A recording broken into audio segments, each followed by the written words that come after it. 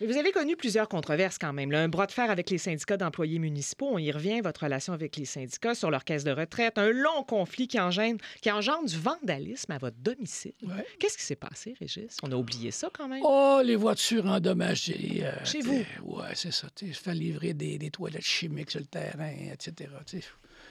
Mais bon, que veux-tu? La police, d'un coup, qui arrive à 5 voitures dans un cul-de-sac. Là, c'est... Avez-vous eu peur? Jamais.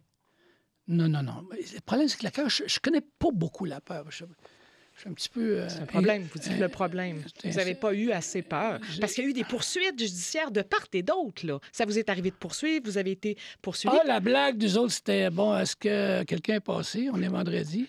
Normalement, j'avais toujours un huissier qui passait à l'hôtel de ville pour me remettre un petit papier. Comment vous expliquez ça, Régis? C'est particulier quand même qu'un maire soit aux prises avec des... Oui, mais c'est parce que personne problèmes confrontait... relationnels. Non, mais personne confrontait les syndicats.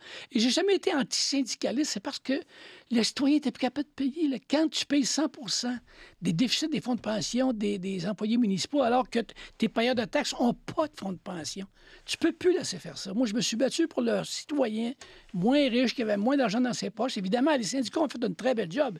Ils m'ont poussé dans l'opinion publique à l'extrême droite. C'est pas vrai. Je suis pas un gars de droite. Moi, là j'étais un social-démocrate. Mais ça donnait ça. Et évidemment, puis vu de l'extérieur, j'avais l'air d'un méchant bozo, là, je le sais. En décembre 2012, 2 conseillers de votre équipe vont claquer la porte et ils vont joindre aux 3 autres indépendants du conseil municipal. Là, on critique votre attitude. Là, je cite certains des propos qui ont été mis à l'époque. Aucune discussion avant décision. Ils ne respectent pas ceux qui diffèrent d'opinion. Est-ce que c'est vrai? C'est pas vrai, ça. De toute façon, eux autres sont partis, mais ils étaient à quel jour de se faire mettre à la porte? Alors, on l'aurait fait... en fait, ça nous tend... On l'aurait fait signe avant. Genre, pensez-y parce que vous devriez partir, ce serait une bonne idée. Ça, je l'ai jamais dit, mais c'est ça qui est arrivé.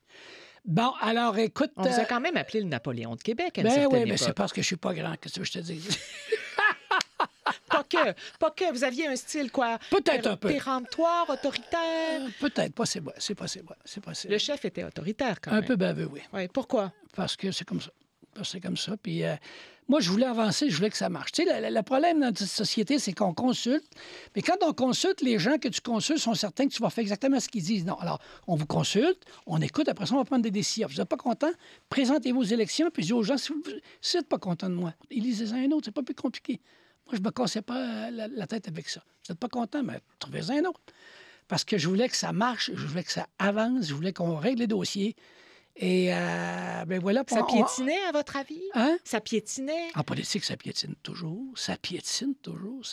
Pourquoi ça piétine? Parce que probablement, les politiciens n'ont pas de courage politique, généralement. Et ensuite, parce que la bureaucratie les avale, tout simplement. Alors, moi, j'ai fait sociologie de la bureaucratie.